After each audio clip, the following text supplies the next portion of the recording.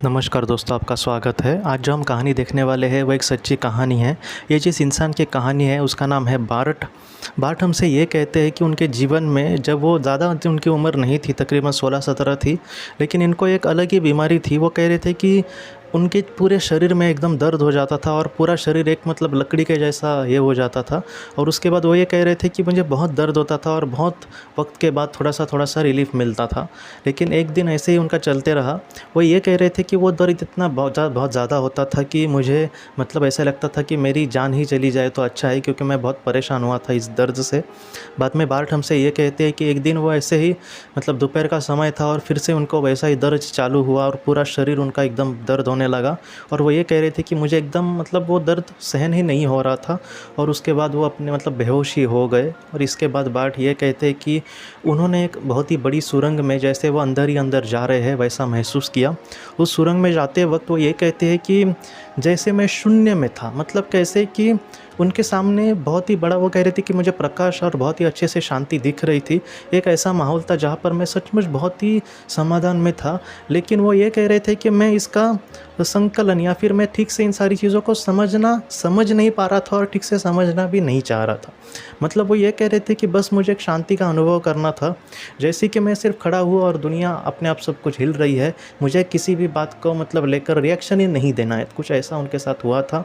यह ऐसा ही कुछ बहुत देर चला और उसके बाद वो ये कह रहे थे कि मुझे थोड़ी सी चीज़ें समझने के लिए वक्त लगा और वो ठीक से समझना भी फिर शुरुआत में नहीं चाहते थे। लेकिन बाद में बार्ट ये कहते हैं कि उनके सामने कुछ ऐसी चीज़ें आती गई, जैसे वो कह रहे थे कि मैं वहाँ पे पहले तो मैं अकेला ही दिख रहा था, लेकिन बाद में मुझे पता चला कि मेरे साथ और भी कोई है। और उसके बाद उनको ये दिखा कि जो सुरंग है उसके सामने भी बहुत सारी आत्माएं थी और उन आत्माओं ने कहीं ना कहीं उनकी नज़रें बार्ट पर थी। और बार्ट ये कहते हैं कि मैं उनको डायरेक्टली नहीं जानता था, लेकिन कहीं ना कहीं उनके मतलब आँखों से ये दिख रहा था कि वो मुझसे बहुत प्यार करते हैं। और बार्ट ये कहते हैं कि मुझे उनके यहाँ पे जाना था, मुझे बहुत सारे ढेरों सारे सवाल पूछने थे। वो अपने जीवन से भी बहुत परेशान थे। उनको वो कह रहे थे कि मुझे बहुत सारे सवाल पूछने हैं उनसे, लेकिन वो ठीक से वहाँ तक नहीं पहुँचे उन आत्माओं तक। और वो ये कहने लगे कि उस आत्मा के मतलब करीब करीब जाते जाते वो कहने लगे कि उनको बाद में ये पता चला कि अब फ़िलहाल ये वक्त नहीं है उनसे मिलने का।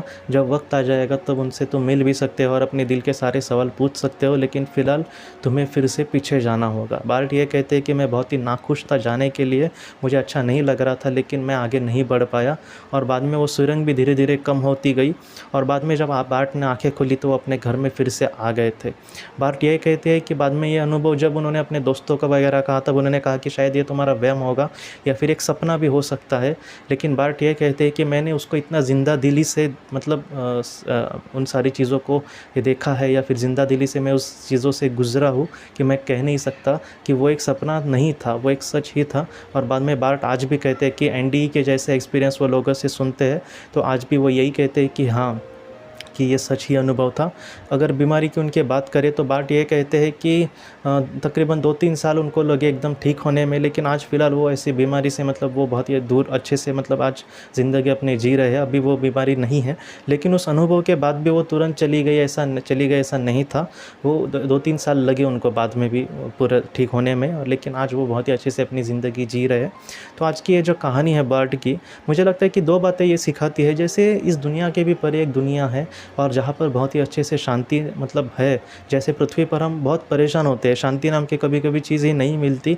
कभी कभी मतलब घर में शांति हो फिर भी हमारे मन में शांति नहीं होती कभी कभी, क्योंकि कुछ भी ठीक नहीं घर में माहौल, या फिर हम अपने लाइफ में मतलब दुखी होते हैं। तो ऐसे वक्त में घर में भी अगर शांति होगी तो भी मन में कभी कभी अशांति ही होती है। तो लेकिन एक ऐसी जगह पृथ्वी से मतलब परे है जहाँ पर बहुत ही शांति मतलब चारों तरफ शांति है और वहाँ पर हमें सच्चा प्यार करने वाले भी लोग हैं। तो इस तरीके से हमारे जीवन में कभी भी किसी चीज़ को मतलब आजकल ये नेगेटिविटी आना कोई बड़ी बात नहीं है, लेकिन जितना हो सके बस आगे बढ़ना है दोस्तों। मैं पॉजिटिव लो सब कुछ और बहुत अच्छा होगा, ऐसी बड़ी बड़ी बातें भी नहीं कहना चाहता, क्योंकि फ़िलहाल जो माहौल है सच में बहुत मुश्किल है। और मतलब कुछ मज़दूर लोग या फिर गरीब लोगों की मतलब बहुत बुरी कंडीशन है, लेकिन फिर भी आप चलते रहो, आगे सचमुच कुछ अच्छा होगा या फिर मतलब परिस्थिति ज़रूर बदलेगी। हमें मतलब आशा के साथ आगे बढ़ना होगा, जितना हो सके हमारे मतलब परिस्थिति का सामना करने की कोशिश करनी होगी। अगर ऐसे वक्त में कोई किसी को मदद कर सके तो मैं भी मतलब वही करता हूँ। फ़िलहाल मैं भी वही कर रहा हूँ कि जितना हो सके मुझसे पर्सनल भी मदद या फिर ज़िंदगी की रोशनी की तरफ से भी कुछ करने की कोशिश कर रहा हूँ, लेकिन आप भी अपने जीवन में व्यक्तिगत तौर पर कुछ उनके लिए कर सके तो सचमुच बहुत मतलब कहीं न कहीं ये ईश्वर सेवा ऐसा मैं मानता हूँ। तो ऐसे वक्त में दोस्तों हमारे जीवन में आगे बढ़ना होगा और अच्छी चीज़ों को लेकर हम कुछ अच्छा करने की हमेशा कोशिश करनी होगी। तो दोस्तों आप मुझे अब इजाज़त दीजिए, हम अगले वीडियो में मिलते हैं। आप अपने परिवार का ख्याल रखना। आपका बहुत बहुत धन्यवाद।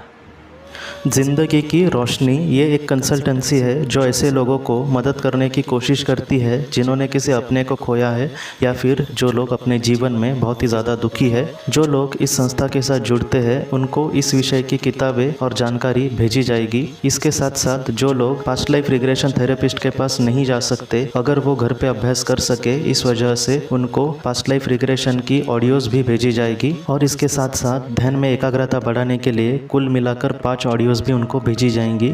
तो जो लोग इस संस्था के साथ जुड़ते हैं उनको यह सारी चीज़ें उनके ईमेल पर या फिर व्हाट्सएप पर भेजी जाएंगी। अगर आपको इस संस्था के साथ जुड़ना है तो कृपया इस नंबर पे व्हाट्सएप करें।